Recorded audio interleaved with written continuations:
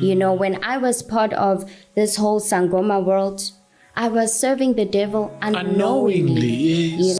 Greetings, everyone. This is a very powerful testimony of which I'll share here of this lady that was in Sangoma, working for the devil unknowingly, as she said, consulting familiar spirits and think she was chosen by her ancestors when she was actually being used by demons. But we glorify God through our Lord Jesus Christ that she's now free and is now being used as a testimony. This one is a hard truth for most people, especially black people, us black people, those in the Caribbean and those in Africa. Because even many of us who say that we're Christians, even right now, who say that we're saved and baptized, we still believe in consulting familiar spirits. We still believe in listening to our dead relatives, dead uncles, aunties, mothers, brothers, and so forth. And so this one will be a very, very hard truth for many to swallow. But it has to be swallowed, because if we cannot digest this truth, we will be used of the enemy.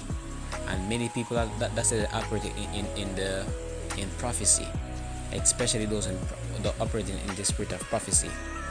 You have to be very careful, because familiar spirit can be using you and you don't even know it. Anyway, let me share this powerful testimony right here. Fair use for this material, and ensure to share this, like, and leave your comment that this may spread to others. Shalom. When you're in darkness, you don't know you're in darkness. It's not like the enemy is going to come and tell you, listen, you're in darkness. You know, he wants you there. He wants to keep you there until your very last day, when you're going to realize, wow, I was serving the devil this whole time. Because there are people serving the devil unknowingly. Unknowingly. You know, when I was part of this whole Sangoma world, I was serving the devil unknowingly. Yes. You know, and I thought, I'm going to be this healer. I was honored. You know, my ancestors have chosen me, all this, which was complete garbage, you know. And I feel so bad. I feel so bad for the children of the Lord, but I hope that they will hear my message today, you know. I want to explain something about our culture and our traditions and about ancestral worship. I don't even want to call it traditional healing, because it's not traditional healing. You're not a healer. You're a witch. You just don't know it. Do you understand? There are people that know that they are doing this. There are traditional healers that know that they are not traditional healers. And then there are those that are in the dark that truly believe that they're going to heal and save the nation and all that stuff. Remember, there's a fight between two kingdoms. There's the kingdom of light and there's the kingdom of darkness. So just as God has angels, Satan has his army, which are the fallen angels.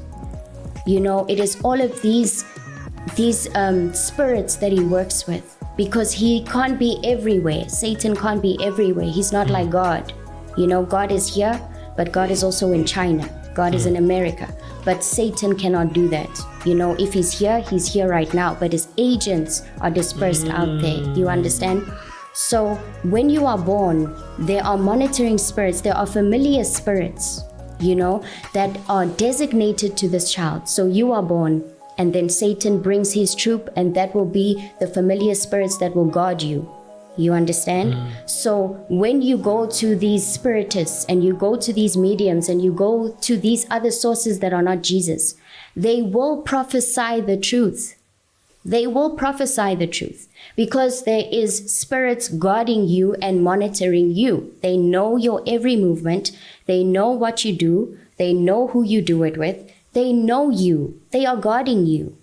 So of course, when the lady throws the bones and she says, your life is in a mess, you're in a rut. Yes, indeed, your life is like that, because there are spirits that work and tell her also. She believes that she's prophesying, ancestors work with God. They don't work with God. If ancestors worked with God, and God is holy, are your ancestors holy? Did they die living a holy life? Did they? Truly. Let us not speak because we love them and we want them to be our ancestors, but did they live a holy life? And does God need assistance from the dead? No. Because the dead know nothing. The dead know nothing. They live their life, and most of the problems they had, they couldn't even solve. You know, this uncle that I had a dream about was not holy. He was not holy. So why was he one of my guardian angels? How is he now working with God? He never knew God. How is he now seated with God and now interceding for me and moving things around for me? It does not make sense. But the children of the Lord will not hear it if they listen to this message with their carnal flesh. With your flesh, you won't hear it.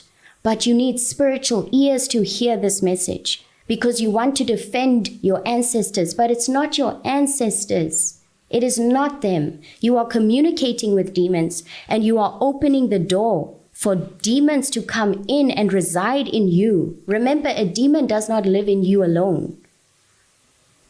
It comes in a bunch and then they torment you, they oppress you until it gets to the point where you take your life, because that is where Satan wants you. He wants you to die so that you can go burn with him in hell. He's devouring souls. Satan is not in hell. He's here on earth with us, trying to destroy us. Because he needs us there with him. He does not want to go down alone. He knows his time has ended. He is defeated. He knows that. But he wants to drag souls with him. He doesn't want to go there alone. He's a coward. Do you understand that? He hates every human being because we're made in the image of God. He hates us. And the ones that he's promised things to, you have been deceived. He hates you. He's giving you those things so that you can hold on to him. But he doesn't love you and he'll never help you. He wants your demise.